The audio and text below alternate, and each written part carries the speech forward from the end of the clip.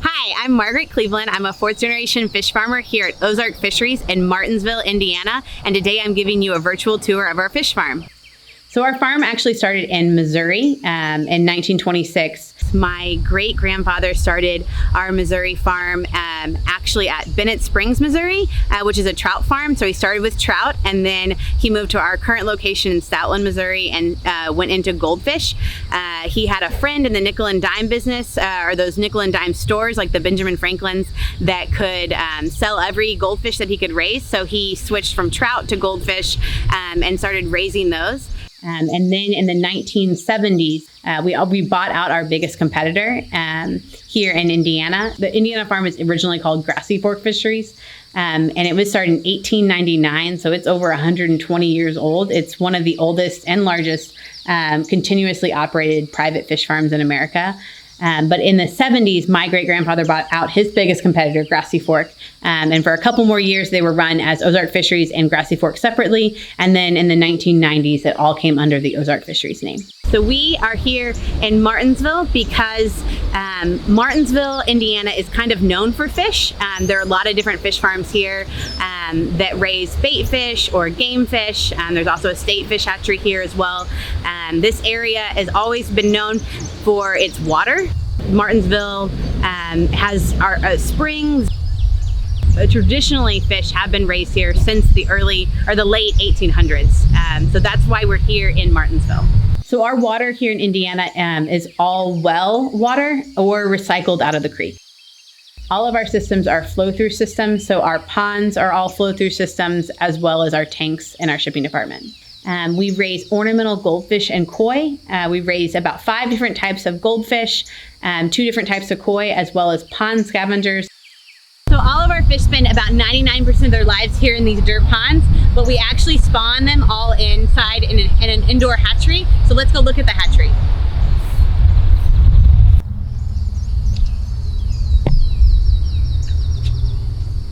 Okay, so this is our spawning facility. We spawn everything outside. So all of our fish spawn. They don't breed per se. So we bring the males and the females here, our brood fish, into this facility. We let them sit for a day, and then all of our fish are actually injected with a hormone. That hormone shot will make them ready to spawn within 6 to 12 hours. And the females will release their eggs, the males will release the sperm, and that egg is fertilized in the water. So it's really important that we have a really low amount of water in these tanks. At the bottom of the tanks, we put what we call spawning mats. These spawning mats are made up of nylon fibers that the eggs can attach to. Naturally in the ponds, the eggs would attach to the substrate on the side of the pond, so the grass or the rocks. But so that we can bring these mats, we want the eggs to attach to these mats so that we can bring them inside our hatchery so they can hatch out indoors. As you can see in these tanks, there's also netting that cover them. So when the fish are spawning, they're really vulnerable. So we want to make sure we protect them and keep this netting to keep any birds or other animals out. Okay, so goldfish and koi spawn in the springtime when the water temperatures warm up above 72 degrees. We just finished spawning this year. It was actually a little late. Typically May and June are when we're spawning. Sometimes in April. It really depends on the weather, but this year it was really cold, so we were a lot later getting started. But we just finished last week bringing the last fish out of the hatchery. But let's go take a look at the hatchery.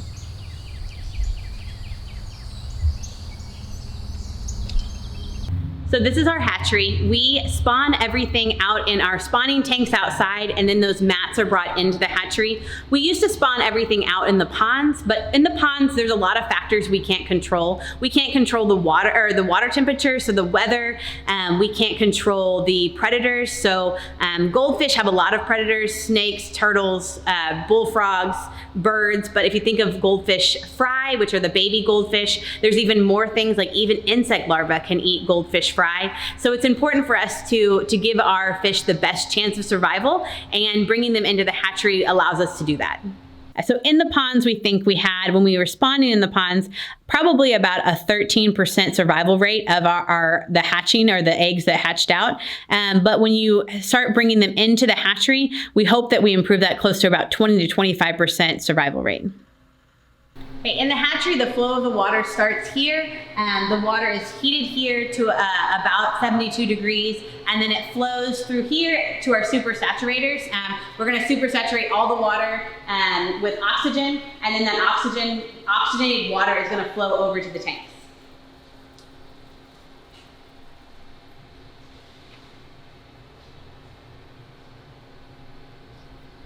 Those spawning mats are brought into these indoor tanks. We're going to put the amount of mats that we put in the tank depends on how many eggs are on the mat. So if it's a really heavy spawn and there's a lot of eggs, we're going to put fewer in this tank. If they're really light and there's not a lot of eggs, we're going to put more in this tank. We can spawn up to about 500,000 on average fish in this tank at a time, up to 1 million. Our best tank that we've spawned out had over 1 million fry in it. So the mats are here in this tank for 3 days. And on the 3rd day, they start hatching into baby fish.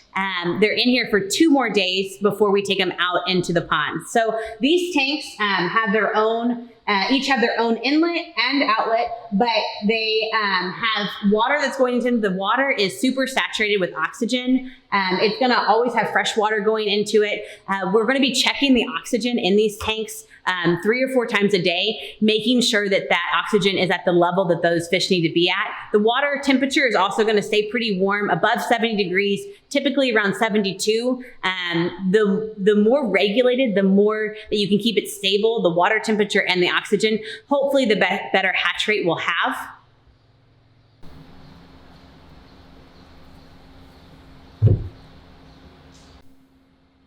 So when the mats are in these tanks, we treat them after we bring them in. So the egg is open, and once it's fertilized, it's going to be open for a little bit longer. We want to wait until it hardens, typically a few hours after it's laid. And then we're going to treat these mats and these eggs. If you have a fertilized egg next to an unfertilized egg, that unfertilized egg can develop fungus. And so we want to treat so that that fertilized egg stays viable.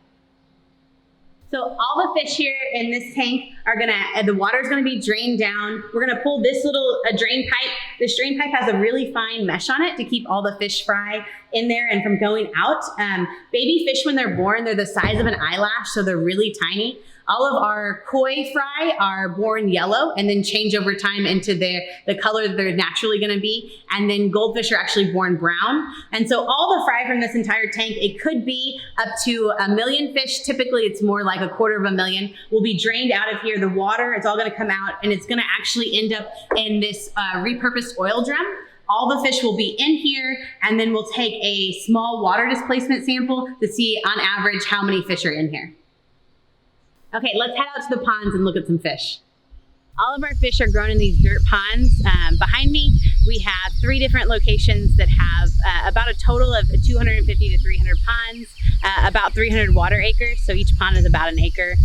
Originally, we started out with really small ponds. So traditionally, raising fish, you raise them, and raising goldfish especially, you raise them in really small ponds. But we've learned over time that about an acre a pond is what a good size for us. So we keep them at about that. Each of the ponds have their own inlet and outlet. So they're flow-through systems that have water that go through them. We can control the water levels based on that outlet. So if we pull that outlet a little bit, we allow a little bit more water to go through it. They're always having water go into them. So in the wintertime, they never totally freeze over. They do get some ice on them. So you'll notice we don't have aerators in our ponds. We keep them stocked light enough that we don't need extra aeration. We just have that fresh water flowing into them at all times.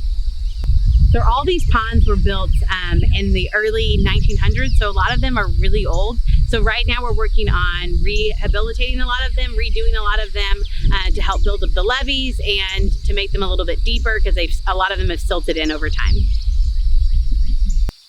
So traditionally, a long time ago, all of these ponds were hand fed. So we need a lot of people to be able to feed all 300 of our ponds. But now we use one feed truck. That feed truck has a special arm that throws the food out into the pond. So when the fish are in the hatchery, they actually don't use any feed because they're eating that egg sac as their first meal. Once they're taken out into the ponds, we're going to start hitting them pretty heavy with feed, that fine mash feed, that powder, typically a couple times a week. The rest of our fish do get fed probably almost daily, if not just a couple times a week throughout the summer. In the winter, the fish are not fed. So when the water gets really cold, their metabolism slows down and they're not actually going to eat any feed or very little feed that's not just naturally there. Our fish in the shipping department actually only get fed once a week on Fridays. It's really important when you're shipping fish that they have a clean system. So the fish are only fed on Fridays so that their system has at least 48 hours to clean out before they're needing to be shipped. Most of our fish get fed 5-millimeter pellets. All of our food for our Indiana farm is milled right here in Indiana. Typically, most of our food is a soybean corn mix. So when the fish are the size and the color that we need them to be, we're going to seine most of the fish out from the pond. So a seine is just a really big net. We take that big net and go around one corner of the pond. We're going to seine those fish out. We're going to move them from the seine into a live haul truck and then move them into our shipping department. Snails, crayfish, and tadpoles are things that we call pond scavengers. We don't try to raise them, but because we're raising goldfish, they are here naturally on the farm and we're able to sell them. We collect them out of the ponds using a couple different methods. Most of them are collected, like crayfish and tadpoles come in with the fish, and then we have to sort them out. And then crayfish are also collected using traps that are set in the ponds, and then they're checked and the live crayfish are brought into our shipping department. And then things like snails have to be picked up by hand. So when a pond is drained, the snails are on the top of that mud bottom, and you have to go out into the muddy pond and collect them by hand. Okay, so the fish come out of the ponds, they're in our live haul truck. We pull up beside here, and we're going to use a pipe from the truck to these tanks. That pipe is what we lovingly call the fish water slide. They, by gravity, go from that truck into the tanks. Every time you touch a fish, you're going to stress it out. So we try to reduce our touch points as much as possible by using nets or by using pipes to help those fish move naturally without having to actually touch them or handle them. But they're moved off this truck into this tank.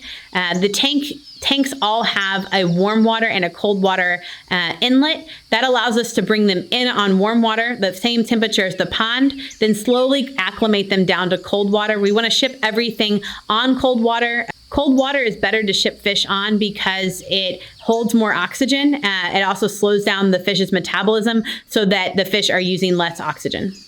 So all of these tanks are flow through. They also have aerators that do add oxygen so that we're able to put more fish in each one of these tanks.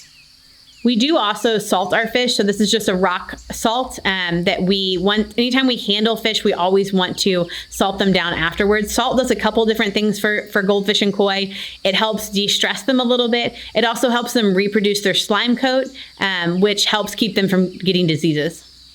So let's go on and see some more fish in our shipping building and talk about how we ship our fish.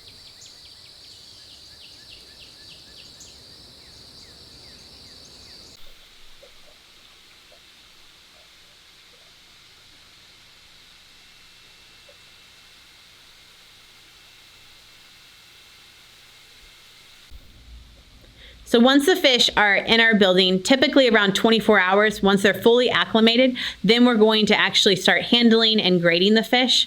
All of our straight-tailed fish are graded with tank graders. So that grader's pulled through. The smaller fish are able to go through. The bigger fish stay on one side of it. You use different size graders for what size fish you want or what size fish you need. So after these fish are graded and they're the size that we need them to be at, we're going to move them. Dividers are put in, and then they're moved into nets and holding nets until we're ready to sell them. So for our fan-tailed fish, we're going to actually table sort most of them. And so we're going to put them across the table. We're going to look at to make sure their tails look good, that they have no imperfections on their body, that they're the right color and size we want them to be. So each one of these sections, we're going to move a different size into. So we have 3-inch fish, 4-inch fish, and sometimes even larger. So each net represents a different size or type of fish. As we walk through the shipping room, you'll see a lot of different varieties of goldfish. So we have about 4 different types of goldfish. We have a red fan-tailed goldfish, a calico fan-tailed goldfish, a sarasa, which is a red and white goldfish, a shabunkin goldfish, which is a blue goldfish. We also have 2 different types of minnows, fathead minnows, rosy red minnows, which are just a pink fathead minnow. And then we have 2 different types of koi. So we have standard fin koi, and we have butterfly or long fin koi. We also have something called pond scavengers, which are like our bullfrog tadpoles, our snails, and our crayfish. So our bread and butter fish is our common goldfish. We sell the most of these at a really small size. Most of our fish here on the farm, we're going to sell within a year of them being born. So typically they're under 12 inches. So most of our fish are going to be this 1.5 common goldfish. But we also sell up to an 18-inch, a 20-inch koi. So now you know how the fish are sorted. Let's go look at us packing the fish up to ship. So here's where we ship our fish. The tanks behind me are what we hold and we pick the orders for in the mornings. And in the afternoons when we ship everything, we're gonna use the shipping line. And so this is how we package and ship the fish. And let's look at how we do that. So these holding tanks here are repurposed burial vaults, and we have cans in each one of these tanks. Typically 14 cans in one of the vaults. Each can represents 1 box of fish. So if a customer orders 4 different boxes of fish, they're going to have 4 cans that are labeled here. And then typically when we put the fish in there, they're going to put a colander over it to keep the fish from jumping out. So here's our packing line. Traditionally, a long time ago when we first started shipping fish, we shipped fish via live haul truck, and then we actually moved to shipping fish on the railroad. So we had these big live cans that we would ship fish in. It would have an ice block on the top. That ice would melt and it would percolate down. And that worked for a lot of years shipping them on the railroad, but then it became less reliable. So we actually patented how to ship live fish in a box. We use a cardboard box, and then you're gonna add some lining, either a styrofoam liner or a foil liner, depending on the temperature. You're gonna add ice. So again, keeping those fish really as cool as possible is really important because cold water holds oxygen better and also keeps the fish from using oxygen as much. So you're going to add ice to the box, and then you're gonna add 2 different plastic bags. We're gonna double bag everything just in case that first bag fails. You want to have that second bag to protect that water from getting out of the box. We're going to move it on down the line. We're going to add water. Typically, it's about 1.5 gallons of water. We're going to add a little bit of chemical to help with the ammonia. Most of the time, we use a baking soda mix to help keep the ammonia in the box down. It moves on down the line, and then that box is going to be matched up with the customer and the can that those fish are in. So that can of fish is then going to be moved to that box. Moves on down the assembly line. Then it's going to have pure oxygen. It's hospital grade oxygen that's added to the bag.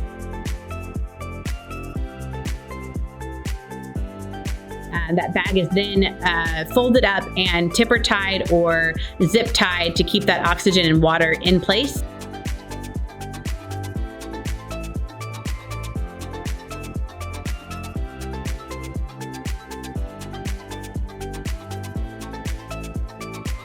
It moves on down the line, and then we tape the bottom and the top at the same time.